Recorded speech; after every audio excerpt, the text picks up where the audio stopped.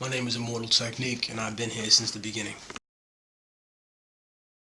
Instead of strafing away from acknowledging people's civil liberties, I think the United States could pave the way to the evolution of the human race by propagating the idea, which is the truth, that we're all one human race, as opposed to needing a global cataclysm or fucking catastrophe to happen for us to realize that.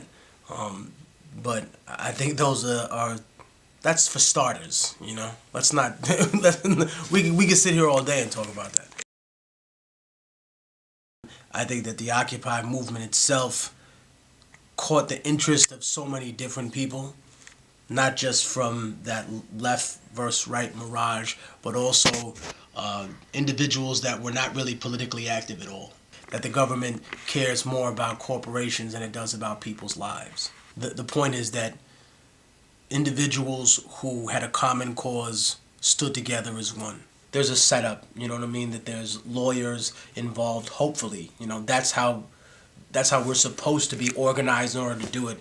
You know, it's not for someone to be inspired because they saw a protest on TV, put on an Occupy t-shirt and like run out into the street with the lower half of their body naked, screaming about freedom and, you know, knocking people over and acting crazy until they get themselves arrested. There has to be some organization behind all that. So we can use people from all walks of life to help us further a cause that benefits all of us.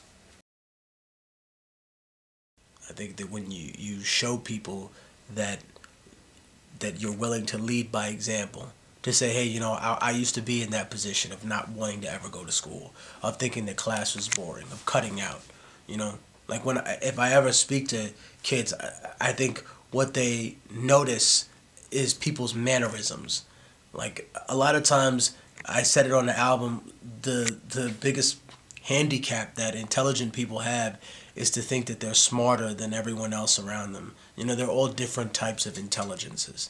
Someone could be incredibly good at math and science, but they're, you know, socially awkward. They have no idea, no social skills, socially inept. Or they put these labels on you. And just because you haven't mastered some skill that they set up in advance for you to prove on some test, that doesn't define you for the rest of your life. You have to define you for the rest of your life. When I was a young kid, I didn't care about any of this. You know, I was a criminal. I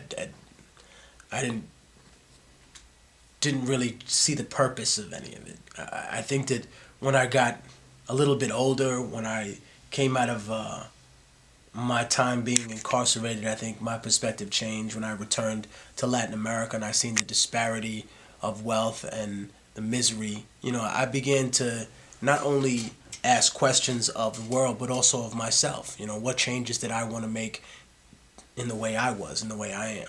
It's like being a revolutionary. You know, if you want to be an occupier or a revolutionary, that doesn't mean that you're a good person automatically. You could still be a pretentious asshole. You know, you're pushy. You know, you act like a dick to people that don't deserve it.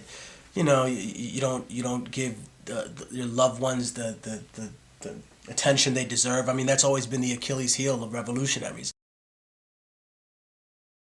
Someone who comes into someone else's country and says, you know what, I don't give a fuck what you put together here with your little free bullshit election. No one cares either. You're going to sell me your oil rights, or you're going to sell me the rights to your water. That's a gangster, you know. I think in order for me to change and become who I am now, I just had to confront that reality and not become jaded by it. And not think, oh, okay, that's because that's how it is, that's the norm, and that's how it should be, you know.